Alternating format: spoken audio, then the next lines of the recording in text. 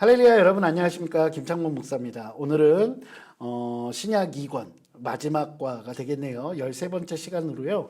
죽은 나사로를 살리시다라는 내용으로 함께 은혜를 나눠보도록 하겠습니다. 먼저 예수님은 때로 더디오시기도 하는 친구이십니다 라는 주제인데요. 요한복음 11장 1절부터 7절까지의 말씀입니다. 오늘은 이 중에서 1절부터 6절까지의 말씀을 같이 읽어보도록 하겠습니다.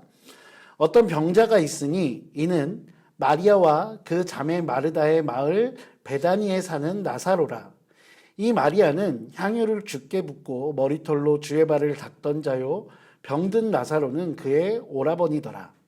이에 그 누이들이 예수께 사람을 보내어 이르되 주여 보시옵소서, 사랑하시는 자가 병들었나이다 하니 예수께서 들으시고 이르시되 이 병은 죽을 병이 아니라 하나님의 영광을 위하며 하나님의 아들이 이로 말미암아 영광을 받게 하려 함이라 하시더라.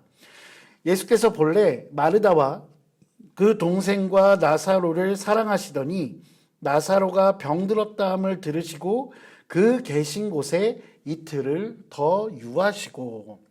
예수님은 때로 더디오시기도 하는 친구이십니다 라고 말씀을 드렸는데요. 첫 번째 나눌 것은 하나님의 시간표라는 것입니다. 먼저 하나님의 시간표를 나누기 전에 상황을 조금 더 한 번 더 말씀을 좀 드리려고 하는데요. 여러분들이 너무나 잘 알고 있는 이 죽은 나사로를 살리신 사건, 이 사건은 사복음서 중에 요한복음에만 유일하게 나오는 기적입니다. 그런데 이 기적이 특별한 이유는요, 예수님께서 죽음도 이기시는 그 메시아이심을 보여주는 궁극적이고 그리고 최종적인 기적이기 때문입니다. 우리가 지난 시간에 나누었던 야이로의 딸도 분명 죽음에서 살리셨죠. 하지만 그것과는 조금 결이 다르게 이 나사로를 살리신 사건은 많은 사람들에게 이 기적을 드러내시고, 그리고 더 중요한 것은 무엇이냐면 예수님께서 이 기적을 통해서 본인 스스로가 다시 죽음을 이기고 부활하실 것이라는 것을 우리에게 예견해 주고 있기 때문입니다.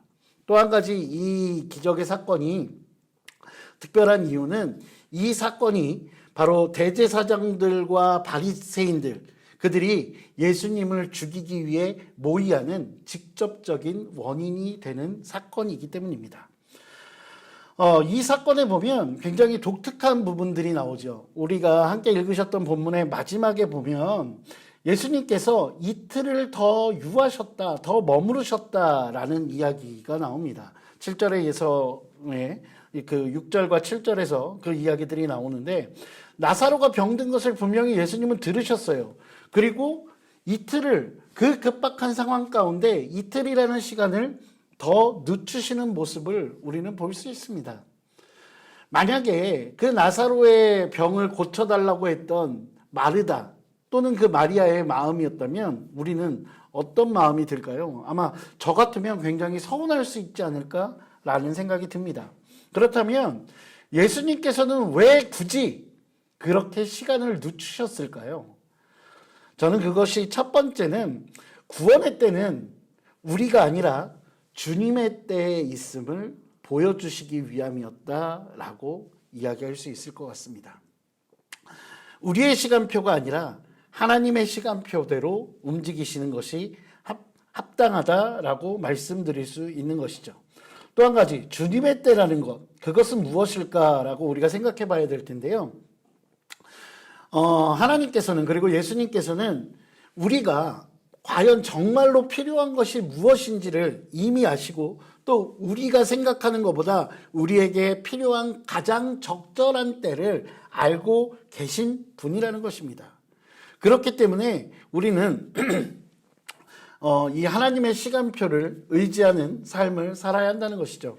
오늘 이 첫 번째 주제가 예수님은 때로 더디오시기도 하는 친구이십니다 라고 되어 있는데, 그렇습니다. 오늘 이 주제처럼 우리가 아무리 하나님께 간절히 기도한다고 해도 하나님의 응답이 때로는 천천히 다가오기도 하는 것이 사실입니다. 그런데 더 중요한 것, 그것은 더디 오는 것이 아니라 반드시 온다는 것입니다.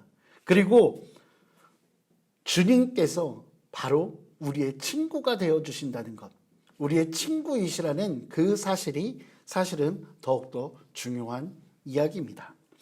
두 번째로 나누고 싶은 것은 진정한 믿음입니다. 마리아와 마르다는 예수님께서 분명 나사로를 치유해 주실 것을 믿었습니다. 그런데 예수님께서는 그 마리아와 마르다의 믿음, 그 이상의 믿음을 그들에게 원하고 계셨습니다. 때로는 내 뜻대로 상황이 돌아가지 않아도 우리를 사랑하시는 그 하나님을 향한 신뢰, 그것이 깨어지지 않는 것, 그것을 깨어지지 않도록 하기 위해서 하나님께서는 우리를 기다리게도 하시고 상황을 안 좋은 것처럼 보이게도 하십니다. 그러나 그 순간에도 우리가 진짜 하나님을 믿고 신뢰한다면 소망을 가지고 기다릴 수 있을 것입니다. 두 번째 주제입니다. 예수님은 우리의 생명이신 친구이십니다. 요한복음 11장 17절부터 27절까지의 말씀인데요. 오늘은 22절부터 27절까지를 한번 같이 읽어보도록 하겠습니다. 그러나 나는 이제라도 주께서 무엇이든지 하나님께 구하시는 것을 하나님이 주실 줄 아나이다. 예수께서 이르시되 내 오라비가 다시 살아나리라. 마르다가 이르되 마지막 날 부활 때에는 다시 살아날 줄을 내가 아나이다. 예수께서 이르시되 나는 부활이요 생명이니 나를 믿는 자는 죽어도 살겠고 무릇 살아서 나를 믿는 자는 영원히 죽지 아니하리니 이것을 내가 믿느냐? 이르되 주여 그러하외다. 주는 그리스도시요 세상에 오시는 하나님의 아들이신 줄 내가 믿나이다. 여러분들 예수님은 우리의 생명이신 친구이십니다. 이 부분에 17절부터 21절도 반드시 한번 꼭 읽어보시기를 부탁드리겠습니다. 전체적인 내용을 보실 때는 한꺼번에 보시는 게 훨씬 더 좋습니다. 자, 아무튼 예수님이 우리의 생명이신 친구이십니다 해서 나누고 싶은 것이 조금 있는데요. 상황은 이렇습니다. 예수님께서 이제 그 마리아와 그 마르다의 요청에 의해서 오시죠. 그런데 이틀을 이렇게 좀 미루시면서 천천히 오신 것을 우리는 앞에서 살펴보았습니다. 그리고서 실제로 나사로가 있는 곳으로 왔더니 이미 나사로가 죽은 지 나흘이 지난 뒤였습니다. 마르다는 그래서 예수님께 그런 이야기를 합니다. 예수님께서 조금만 더 일찍 오셨더라면 내 오라버니가 죽지 않았을 텐데요 라고 자조적인 이야기를 합니다. 그러면서 오늘 함께 읽으신 본문이 시작되거든요. 예수님은 마르다에게 나사로는 다시 살아날 것이다 라고 말씀하십니다. 그렇습니다. 마르다도 이것이 전통적인 유대교 안에서 충분히 가능한 이야기라고 알고 있고 믿고 있습니다. 이게 무슨 얘기냐면 당시 유대인들은요 구약과 그 구약의 어떤 다니엘서 12장 12절 다니엘서 12장 2절의 말씀을 근거로 또한 이사야 60장 이후의 말씀들을 근거로 삼아서 마지막 때에 다시 부활할 것이라는 믿음이 있었습니다. 대부분의 유대인들은 그랬죠. 물론 육체의 부활을 믿지 않는 사두개인들을 제외한 유대인들은 그것을 알고 믿고 있었습니다. 유대교 전통에 있었던 마르다 역시 그 사실을 알고 예수님께서 나사로가 다시 살아날 것이야 라고 말씀하셨을 때 예수님 저도 알아요. 부활의 때에 다시 살아나겠죠. 그렇게 이야기를 하고 있는 것입니다. 분명 마르다는 이 사람의 부활이라는 것, 마지막 때에 있을 부활이라는 것을 믿습니다. 이것이 근데 저는 한계 있는 믿음이라고 말씀드리고 싶습니다. 한계 있는 믿음, 그것이 어떤 의미냐면 내가 이해할 수 있는 것 안에서 믿는다는 겁니다. 내가 감당할 수 있는, 내 생각에서 생각되어질 수 있는 그 안에서 믿는 믿음. 그런데 여러분, 누가 봐도 믿을 만한 것을 믿는 것은 믿음이 아니라 당연한 것입니다. 오늘 하나님께서 우리에게 이야기하고 계신 믿음은 믿을 수 없는 그 일들을 믿는 것. 우리의 생각을 뛰어넘어 놀라운 일을 행하실 그 예수님에 대한 믿음, 그 믿음이 진정한 믿음이라고 할 수 있을 것입니다. 두 번째로 나누고 싶은 것은 현재를 지배하는 미래라는 제목인데요. 예수님께서 마르다에게 말씀하신 나사로는 다시 살아날 것이야 라는 말씀, 그것은 어떻게 보면 마르다의 입장에서 볼 때는 먼 미래의 이야기죠. 앞에서 말씀드린 것처럼 마지막 때에 모든 사람들이 부활할 것이니까요. 그런데요, 중요한 것은 예수님께서 그 모든 사람들이 인지하고 있던 먼 미래의 일을 지금 현재로 가지고 오신다는 겁니다.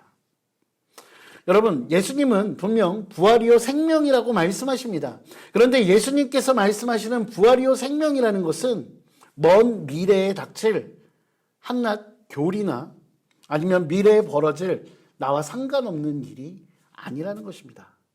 여러분 죽으시면 다 부활하실 것 믿으시죠? 영원한 생명을 가지고 살아가실 것 믿으시죠? 그런데 그것이 먼 미래의 일이 아니라 지금 당장 현재의 나에게 벌어질 일이라는 것입니다. 여러분, 예수님은요, 먼 미래의 내일에 다가오시는 분이 아니라 지금 당장 내 상황에, 내 현실에, 내 현재에 개입하시는 분입니다. 그렇기에 예수님께서 지금 우리에게 생명이 되어주시는 것이고 지금 우리의 친구가 되어주시는 것입니다. 하나님이 계획하시는 그 미래가 소망과 우리가 알지 못하는 그 가능성으로 우리의 현재, 우리의 지금 이 시간 속에 그리고 우리의 현실 가운데 슬픔과 고난 속에 들어오게 되는 것, 그것이 바로 우리의 믿음이고 그리고 그런 분이 바로 하나님이시라는 것을 잊지 않으셨으면 좋겠습니다. 자, 세 번째로 예수님은 죽음의 저주를 비통해 하시는 친구이십니다. 요한복음 11장 28절부터 37절 말씀인데요. 오늘은 31절부터 36절까지를 같이 읽어보도록 하겠습니다. 마리아와 함께 집에 있어 위로하던 유대인들은 그가 급히 일어나 나가는 것을 보고 곡하러 무덤에 가는 줄로 생각하고 따라가더니 마리아가 예수 계신 곳에 가서 배웠고 그 발 앞에 엎드려 이르되 주께서 여기 계셨더라면 내 오라버니가 죽지 아니하였겠나이다 하더라. 예수께서 그가 우는 것과 또 함께 온 유대인들이 우는 것을 보시고 심령에 비통히 여기시고 불쌍히 여기사 이르시되 그를 어디에 두었느냐 이르되 주여 와서 보옵소서 하니 예수께서 눈물을 흘리시더라. 이에 유대인들이 말하되 보라 그를 얼마나 사랑하셨는가 하며, 그리고 이 이후에 여러분들 37절에는 사람들이 예수님을 조금은 조롱하는 논조의 이야기들이 이어집니다. 반드시 성경을 읽어보시기 바랍니다. 자, 여기서 함께 나누고 싶을 첫 번째 것은 눈물을 흘리시는 예수님입니다. 나사로의 무덤가로 가신 예수님은 눈물을 흘리신다라고 성경은 우리에게 가르쳐주고 있습니다. 그리고 이를 보며 많은 유대인들이 예수님이 나사로를 정말로 많이 사랑하셨나 보다. 그런데 그렇게 사랑하는 자가 죽었는데 맹인도 눈뜨게 하던 사람이 죽음을 다시 죽은 자를 살릴 수는 없나 보지 라고 조롱하는 데까지가 이 글의 37절까지의 이야기들인데요. 여러분들 예수님께서는요 그 눈물을 흘리신다는 것, 거기서 우리가 기억해야 할 것이 무엇이냐면 예수님은 우리의 아픔과 우리의 슬픔에 공감해 주시는 분이라는 거예요. 이 사실은 굉장히 중요합니다. 여러분, 예수님은요 그저 우리와 어느 정도 거리를 가지고 계신 분이 아니라 우리가 아파하고 슬퍼하는 그 모든 현실 가운데 함께 울고 함께 아파해 주시는 그런 분이라는 것을 우리는 알 수 있습니다. 자, 그리고 두 번째, 죽음이라는 저주죠. 우리가 세 번째 주제에 보면 죽음의 저주를 비통해 하신다라고 했는데 왜 예수님께서는 죽음을 비통해 하실까요? 그리고 왜 우리는 죽음을 저주라고 이야기할까요? 여러분, 죽음은요 그저 현상이 아니라 저주요 그리고 형벌이라고 이야기할 수 있습니다. 아담과 하와가 최초에 범죄를 행하고 나서 그것에 대한 저주와 형벌의 대가로 죽음이 이 세상에 들어오게 된 것이죠. 아담은 그 아들 아벨의 죽음을 직면하면서 그 이후로 모든 사람은 죽음이라는 저주로부터 자유로울 수 없게 되었습니다. 인간의 창조주이신 예수님, 하나님은 인간의 고통인 그 죽음을 보시며 안타까워하시고 비통해 하십니다. 왜 내가 그 창조한 저 행복해야 하는 인간이 왜 아파해야 할까라고 슬퍼하시는 것이죠. 이것은 또 한 가지 하나님께서 그 죽음을 바라보며 슬퍼하시는 것에서 그치지 않고 그 죽음과 죄에 대한 하나님의 분노가 담겨 있습니다. 그렇습니다. 예수님께서는 죽음의 저주를 비통해 하시는 친구이십니다. 마지막 네 번째입니다. 예수님은 죽은 사람을 되살리시는 친구이십니다. 요한복음 11장 38절부터 44절까지의 말씀인데 저희는 38절부터 41절까지를 함께 읽어보도록 하겠습니다. 이에 예수께서 다시 속으로 비통히 여기시며 무덤에 가시니 무덤이 굴이라 돌로 막았거늘 예수께서 이르시되 돌로 옮겨 놓으라 하시니 그 죽은 자의 눈이 마르다가 이르되 주여 죽은 지가 나흘이 되었음에 벌써 냄새가 나나이다. 예수께서 이르시되 내 말이 내가 믿으면 하나님의 영광을 보리라 하지 아니하였느냐 하시니 돌을 옮겨 놓으니 예수께서 눈을 들어 우러러 보시고 이르시되 아버지여 내 말을 들으신 것을 감사하나이다. 아멘. 자, 여기에는요 두 가지 죽음이 나타납니다. 여러분들 잘 아시다시피 예수님께서는 죽은 지 나흘이나 된 그 육체적으로 죽음에 이른 나사로를 분명 살려주셨습니다. 그런데 또 다른 죽음이 있습니다. 그것은 바로 영적인 죽음입니다. 죄는 하나님과 인간의 관계를 단절시켰습니다. 그리고 그 단절을 우리는 영적인 죽음에 이르게 된 것이라고 이야기합니다. 그러나 예수님은 나사로를 살리셨듯이 우리를 육체의 죽음에서뿐만 아니라 하나님과 우리 사이에 그 끊어진 관계 가운데 다리를 놓아주시고 그래서 그 관계를 회복시켜 주시는 분이라는 것입니다. 마지막으로 나사로 사건이 주는 의문이라고 제가 주제를 한번 정해봤는데요. 항상 나사로 사건을 보면서 이 이야기를 어릴 적부터 들으면서 제 안에 고민이 한 가지 있습니다. 그것은 무엇이냐면 예수님께서 나사로의 병듦을 아시고도 이틀이나 머무르고 계시는 그 일부러 지체하시는 그 모습을 보면서 우리 예수님이 조금은 매정한 것이 아닐까라는 생각과 의문들이 들었던 시기가 있습니다. 그런데 여러분 재밌는 내용이 이 안에 숨겨져 있거든요. 죽은 지 나흘이 된 나사로의 무덤을 찾아가신 예수님께 마르다가 그 돌문을 열지 말라고 이야기합니다. 그리고 그 이후로 저 돌문을 열면 죽은 지 나흘이나 됐기에 이미 부패하여 나사로가 그 시신이 부패하여 냄새가 날 것입니다 라고 이야기를 하죠. 그런데 예수님께서는 그 나사로를 데리고 있는 그 무덤에 돌을 치우라고 하시고 그리고 그 나사로에게 일어나 나오라 라고 이야기를 하십니다. 그런데 그 중간에 보면 예수님께서 하나님께 그런 기도를 하죠. 오늘 함께 읽으셨던 내용 중에 하나인데요. 41절이요. 돌을 옮겨 놓으니 예수께서 눈을 들어 우러러 보시고 이르시되 아버지여 내 말을 들으신 것을 감사하나이다. 그런데 이것이요. 지금 들어주신 것 또는 앞으로 들어주실 것에 대한 감사가 아니라 이미 과거에 들어주신 것에 대한 감사라는 거예요.